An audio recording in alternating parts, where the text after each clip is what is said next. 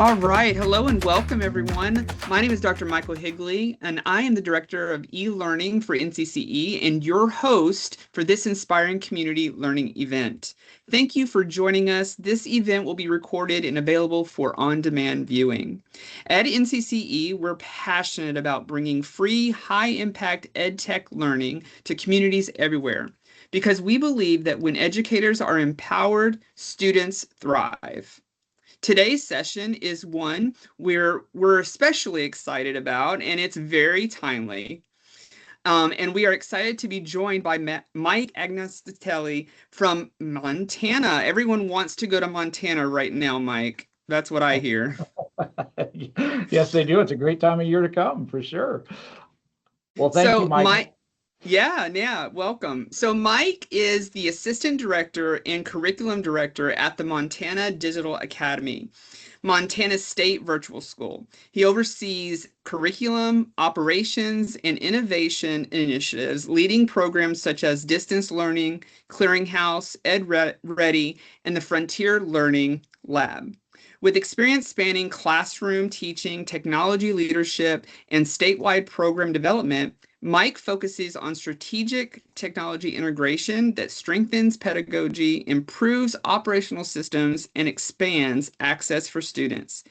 His current work includes AI integration, asynchronous online learning design, accessibility, and professional development for educators. Mike holds degrees in elementary education and educational technology, along with a educational specialist degree in educational leadership. He has been recognized with the ISTE Making It Happen Award and the Blackboard Catalyst Teaching and Learning Award. So let's get going. Mike, get us up to speed. All right. Thank you, Michael. I appreciate the warm welcome. Hello, everyone. Today we're going to focus on Notebook LM, which is one of my favorite tools that we've been using recently over here at the Digital Academy. And I've got a series of ideas and uses that I've used in my work that I hope you can translate to your own work. So my goals for this time are twofold, basically. First is that I want you to leave with an understanding of what the RAG method is, or retrieval augmented generation. And then secondarily, learn some practical examples of using Notebook LM, both for administrative tasks and for any teachers that happen to stumble upon this, for your classroom as well. So with that, let's jump into talking a little bit about this concept of retrieval augmented generation. And so this is what Notebook LM specializes in. And I think the easiest way for us to learn what this means is, let's think of an old school library, right? So here's your librarian in the library. And if you think of all of the books in the library, that's the equivalent of your OpenAIs of the world, your Chat GPTs, right? Or your Geminis or your Claudes, any of these big, large language models that have been trained on literally as much training data as each company could get its hands on. So a lot of the internet, a lot of different text sources, and that's provided a nice solid base to answer a lot of questions, give a lot of feedback in a lot of areas, but it's very vast and broad. What the RAG method focuses in on is if we were to focus on just a few texts within that library. And what's so cool about Notebook LM is it's not random text, it's the texts that you provide to Notebook LM. And so you get to say, hey, these are the products, right? Or these are the source materials that I want you to focus on specifically. And from that, we can do pretty amazing things. Once we've set the criteria of what those specific source materials are, we can then take those source materials into different contexts, right? And ask questions, still focusing on those source materials, but in different contexts. And so this is the whole concept behind Google's Notebook LM. And if you haven't ever gone to it, it's notebooklm.google.com. You can have your free Google account, access it, and open it. If you happen to be a Google Workspace district, you'd have access to it there as well.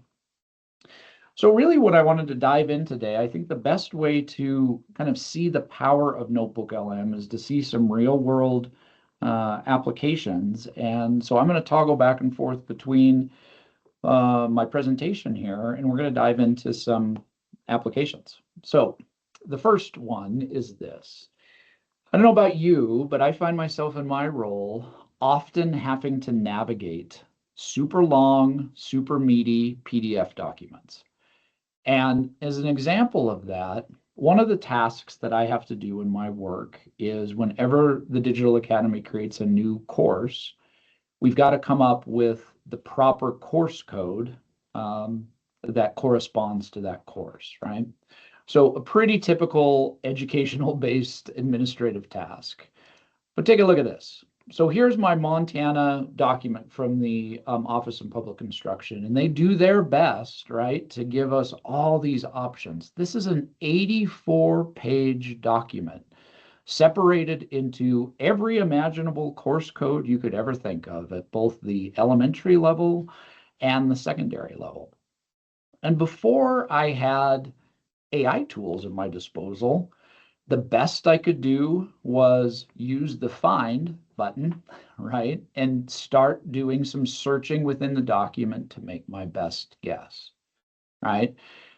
Pretty labor-intensive process, usually would take at least an hour of work, kind of going back and forth and locking in. And for more esoteric titles, this became really challenging to try to navigate this document in a way that I felt super confident always about what I was doing. Okay, so now enter Notebook LM. Here's the Notebook LM interface. And the way the Notebook LM interface works is on the left-hand side of the screen, you have the ability to upload source materials. Those can be PDFs, Google Docs, websites, straight text, YouTube video, and that list then helps to build, again, that reg method, right? Of these are the things that this chatbot is going to focus on solely, right? So it's going to prioritize all the information we put in. So in this example, the only source information I said was this 82-page document, right? So from there, it's now, now that that's been uploaded into Notebook LM, I have the ability to start to ask questions. And so the prompt I'm going to ask is this. I'm offering an AI in the World course next fall to high school students. What would be the top 5 course codes that I should consider? Provide a detailed rationale for each option. Now, there's a couple things I did in my prompt here that are helpful, even though I'm limiting the information to that 82-page PDF, is I specifically said high school students, right? I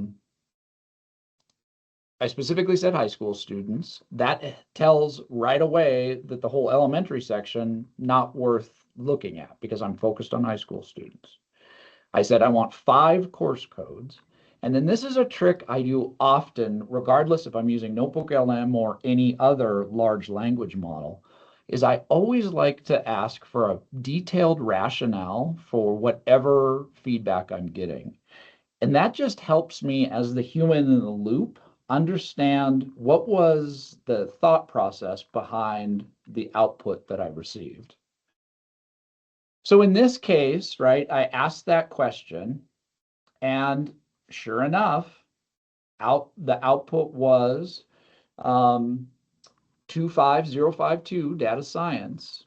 And the explanation was, or the rationale is, this is a highly relevant choice from a technical and analytical standpoint because it's the only course description that explicitly includes the study of artificial intelligence. Huh, okay. So that's helping me start to dig a little deeper. Additionally, if we look down here at 21053 emerging technologies, because AI is one of the most prominent and rapidly developing technology fields today, this code is a very strong option. The primary emphasis of this code is to provide students with exposure to and understanding of new and emerging technology. Okay, interesting. So that was my first question. So let's say I'm like, I think I am going to go with 21053. What page is that on in the PDF? Now, sure, I could do a search for 21053 in the PDF, right? Of course, I could use that. But in this interacting with the PDF through NotebookLM, I can just ask simple, real questions. Looks like it's on page 73 in the PDF. Okay, cool. I'm going to bounce back to my PDF and I'm going to go all the way down to page 73. And boom, there it is. I'm going to look at the licensure and endorsements, and I'm going to make a final decision myself. But what used to take me, honestly, about an hour per course to really fully vet, so I felt confident in my course code decision, I've supercharged my process by simply uploading this PDF into NotebookLM. All right. So let's take a look at another example. All right. Any educator or administrator, part of school is the student handbook, right? It exists everywhere. Turns out student handbooks are usually pretty dry by nature. And if we think about how most school years start, in an advisory class or homeroom or something like that, there's often an activity of going through the student handbook. And it's typically a pretty dry task, not super engaging. But what if we did this? And I took just a student handbook from a local middle school in Missoula, Montana. And, typical handbook, right? Table of contents, all the information, all the things. But now I uploaded it into NotebookLM, right? And I asked it this prompt. I would like to create a scavenger hunt activity with 20 leading questions to have students investigate the top 10 items in the handbook. And I made sure to prioritize attendance and dress code in my prompt. All right. So from that, it gave back, here's a 20-question scavenger hunt, actively designed to help students investigate the top 10 items at this middle school in Missoula, Montana. And we're going to prioritize attendance and dress code. So it started to ask those leading questions. If you wake up sick and can't come to school, what's the phone number your parents or guardians need to call, and how long before the start of school should they call, right? Now imagine for a moment taking these leading questions and building a scavenger hunt activity for that homeroom, sharing this notebook LM with all the students so they can actively question and interact with the student handbook. I guarantee the engagement will be higher doing it this way than to just read it out and do the read and listen to those codes, right? But further, what this also does is, sure, you have the prompting questions for students to start to kind of learn how to interact with this, but then imagine being able to then let students loose a little bit to ask more questions. Because remember, it's only trained in this instance on this notebook on this particular student handbook. So, so let's just do something like this. I would like to bring my own laptop to school. Is that okay? What Notebook LM is going to do is search through that whole student handbook based upon the request I gave. Always takes a second, and then here we go. What is the electronic device policy state? The handbook states that electronically held devices like MP3 players, iPods, and electronic games should not be brought to school. However, exceptions are made for electronic readers, which are allowed if you have a teacher's permission. Because a laptop is an educational tool, it may fall under a similar exception, but you would likely need explicit permission from your teacher or administration first. Okay, great. Now imagine that you shared this notebook out with your parent community so that, again, in real language, they could start to ask back and forth questions with that student handbook to actually get an understanding of this. This is very easy in Notebook LM. There's a share button at the top of the screen.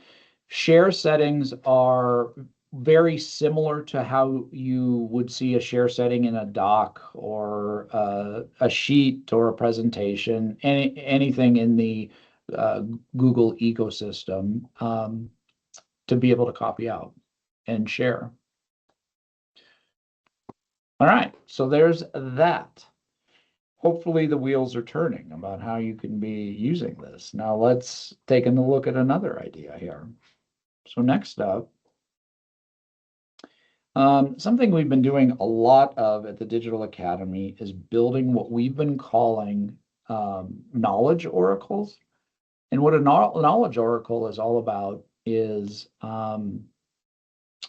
training a notebook on a specific thing, right? And so in this example, right, I'm going to create a knowledge oracle all about Creative Commons licensing, right? At the Digital Academy, we use Creative Commons licensing all the time as we build online courses because it's a way to get high quality content that the creator has openly shared for no cost with the end user. But let's say I'm brand new to Creative Commons licensing and I want to learn more. Well, I'm going to teach you a little trick here that you may or may not know about. There's a place called the OER Commons, and the OER Commons stands for Open Education Resource Commons. And this is basically a database that's searchable that you can look through for educational content that ranges basically every interest. So you can search what you're looking for, you can put a subject in, you can put grade level, and you can start to get things back like books, research, presentations, a variety of different resources based on that topic. So I did a search for Common Core, and it came up with a few different books. I then downloaded those books and put those into my Creative Commons Oracle, right? And so I have 2 full textbooks here about Creative Commons. You can see one of the things that Notebook LM does as you start to feed it resources is it writes a summary about what this can do based upon the resources that you fed. So it talks about the 2 books that I've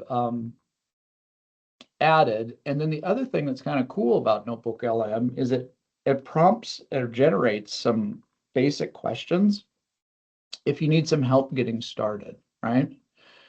So a few questions here that were generated is, how can I effectively use peer feedback for writing? That's interesting. I can just click on that button and it will start to search both of the resources that were attached to give me an answer. So as it goes through that process, in a moment here, we will get that information. But while it's thinking and doing that process, oh, here it comes. right? So here is now information around peer feedback in relationship to the text in both of these textbooks. Interesting.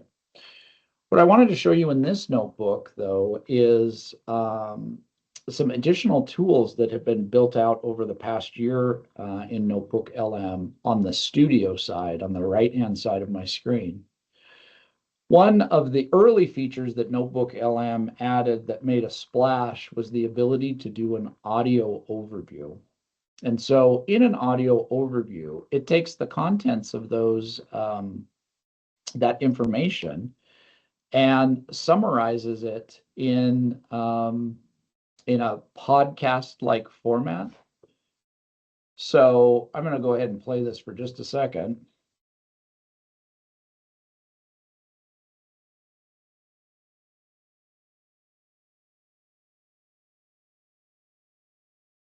You may or may not actually be able to hear that, but that podcast gives a summary. But what's cool about creating these audio overviews is when I go to do that, I'm given some options, right? So I can do a deep dive into the information. I can just do a brief, a critique, or a debate, right? I can then prompt for a specific focus on something, right? And so in my current audio overview, I said, I'm brand new to Creative Commons licensing. Please, I'd like to be able to walk away from this audio overview with a baseline understanding of what Creative Commons is and things I need to be mindful of as I'm using Creative Commons in my school or classroom, right? By asking it those questions, it will create a custom audio overview based upon what I need it to be. Now imagine this for, gosh, if we just spitball for a second, right? Think about your teaching staff, right? So you have some PD that you're learning that you really would like your teachers to gain more understanding about. Well, often during PD, there's websites, there's resources, there's all of these additional supplementary materials that may or may ever be used, right? What if you were to put all of those in Notebook LM and as a task, right, ask your teaching staff to create an audio overview based upon what they're trying to get out of it. What I really like about this is this allows learning to happen when the individual wants to have it happen, meaning they can do the audio interview, download that file, or just have Notebook LM on their phone because same interface, throw their earbuds in, go for a walk, and learn about whatever the thing to learn about for the day is. That works just as well for students as well, right? So if we have those resources and materials about whatever it is we're learning, we now have the ability to quickly kind of make a customized audio summary of whatever the content is. Now, still important to read, still important to review those documents. It just taps into another modality to give more flexibility in that learning. Right? All right, let's take a look at another application here. So let's look at a curriculum alignment auditor. Ooh, that sounds fun. So a couple things here, right? There are a lot of practices through this country of teachers turning in lesson plans weekly, right? Well, let's say that either the teacher or the administrator wants to do an audit on that lesson plan to see what standards it's hitting, right?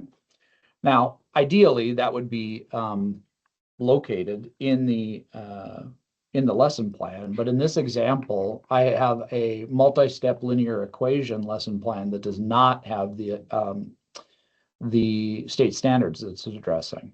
But it's a pretty solid lesson plan. Oh, actually, I lied. It's right at the end. So here's the ones that it quoted, right?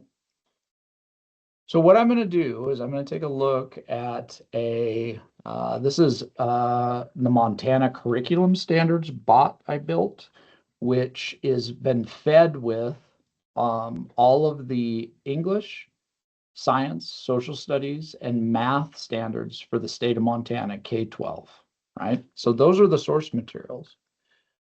I then took the lesson plan that I'm analyzing and I asked a simple question. What math standards does this lesson plan address? Provide a rationale, and then I copy and pasted the whole lesson into Notebook LM.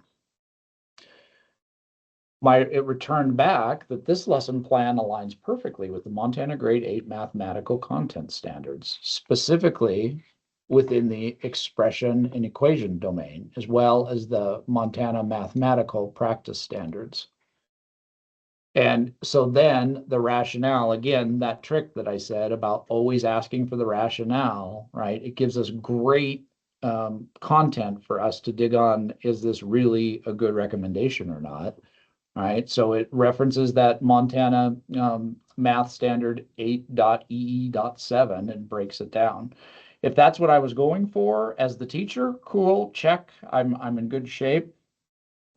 If I'm a administrator and I'm doing some evaluation of lesson plan alignment to where the sequencing of the lesson is in the school year, I now have more information that I can vet from that, right?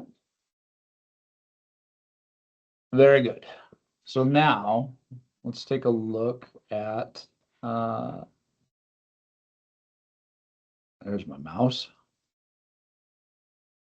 Okay, so this is a little bit more teacher facing, but I think, administrators, you could make the jump as well with this. Basically, what I wanted to do in this example is a task that I know I did when I was teaching elementary is my parent weekly letter, right? Touching base with my parents, giving an overview. Hey, here's what we're doing for the week, right?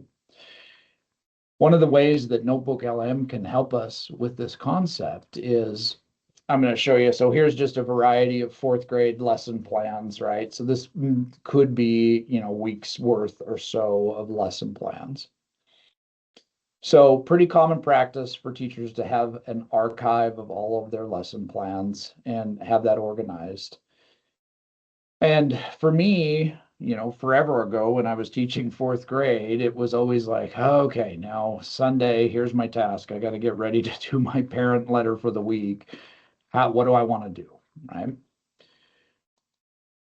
What if you upload all of those lesson plans into a notebook and then ask the question of, I'd like to draft a 3-paragraph email to parents explaining what their child is learning this week and how they can help at home. So Notebook LM analyzed the lesson plans that I uploaded and gave me a great start on my parent letter. Now, I always caution that, not best practice to take the output of any AI generated text and just blindly copy and paste and be like, oh, my newsletter's done for parents, right?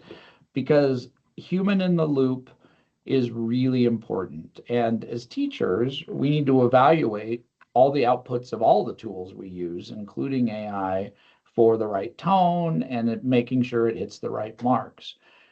But the point here and what I've found in using tools like Notebook LM in this way is it's just a really helpful jump start in getting me going, right? Like sometimes the hardest part is just getting that first sentence written of whatever the thing is, and especially with the newsletter. For me, that was always a block I had. I just would kind of dread it and then would get stuck. And by generating this, I read what it has and I'm instantly in evaluation mode of, I like that, I don't like that, I want to say that a little differently. But now I'm engaged in the process and I'm moving, right? So one of the other cool features about Notebook LM is you may have noticed in its output, there's all these little links throughout the output. If I look or hover over that, what it's doing is it's pulling out reference material from the uploaded documents. So I can see, oh, this sentence around the butterfly hunt was directly tied to my butterfly lesson that I had that I will be doing in science that week. Okay, that makes me feel good, right? And it does that all the way throughout, all those references from there. Okay. Now, again, Notebook LM will constantly prompt with additional questions, right? So what I found and what I really like about it is that it does at times give me those questions that kind of keep me going and thinking further and deepening my thinking. And that's been very helpful as well. Okay. So now let's take a look at a conference attendance briefing for staff. Right, yes. So this is something we've leaned into at MTDA, and this has been, when I'm talking about conferences, not like parent-teacher conferences, but when you send your teaching staff out to a conference, like NCCE's annual conference, for instance. One of the realities about conferences is there's always been different strategies on, well, how do you take that individual learn and scale it up for the rest of your staff that maybe didn't get to go, right? Well, what we are doing at the Digital Academy when we send folks to conferences is we have an expectation around documentation of the sessions that they go to. And what we're finding is that the way a lot of our folks are doing that now is with the permission of the presenter, we are just using voice recording to record an audio file of what's discussed in the presentation. So this is an example of 5 different conference sessions at last year's ASU GSB conference, where the recorder was just on and I was able to fully engage in the learning of the session while my voice recorder was recording everything that was being said. I was then able to upload those voice recordings into Notebook LM, right, to get to have source data. From there, another tool that is built into Notebook LM is this idea of an executive summary. So our executive summary takes the highlights of each session and makes an executive summary brief of all the learning that occurred, right? What's cool about this is that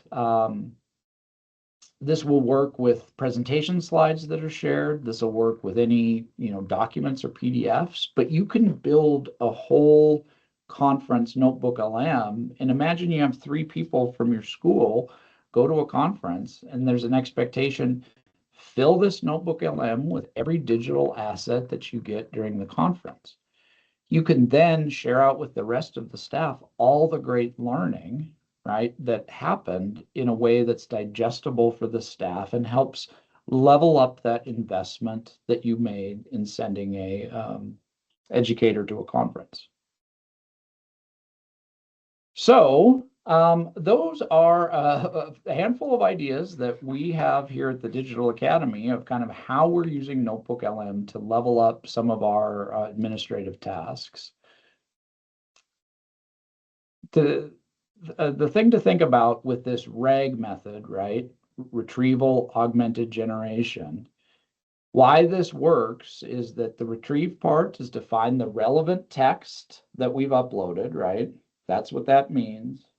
Combine that text with the user's prompt, augment. Think about the librarian that took those books out into the park, right? We can have that base material and bring different context to the base material, and then generate a response that only uses that specific context, right? So we don't have to worry as much about hallucination in the models because we have hyper-focused the output that we're going to receive based upon the very specific materials that we fed it in the first place. It's always important to talk about a few things to keep in mind.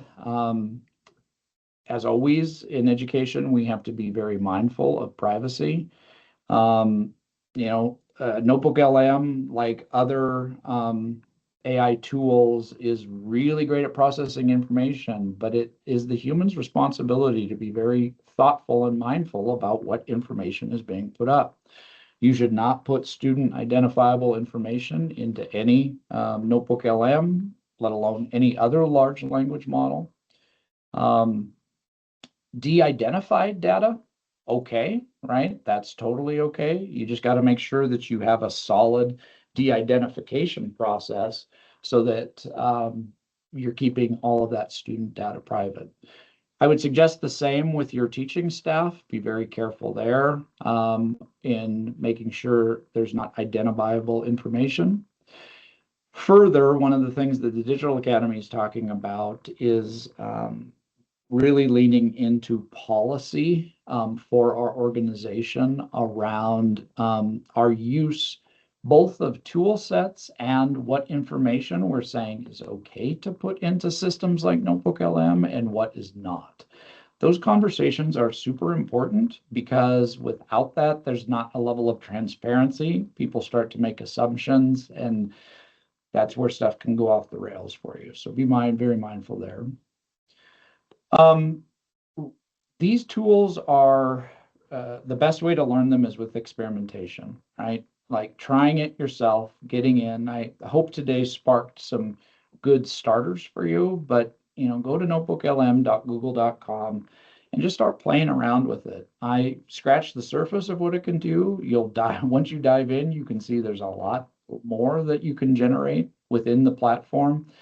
And then finally share it out, right? Like one of the things that is true about this AI world that we live in is that it's wildly scary when you don't know, anything about what these tools do. And I think the more that we can share responsible and ethical uses of AI, it helps to lower the temperature a little bit. Now, there's definitely some concerns we need to be mindful of and have some good hard conversations about where this fits in education.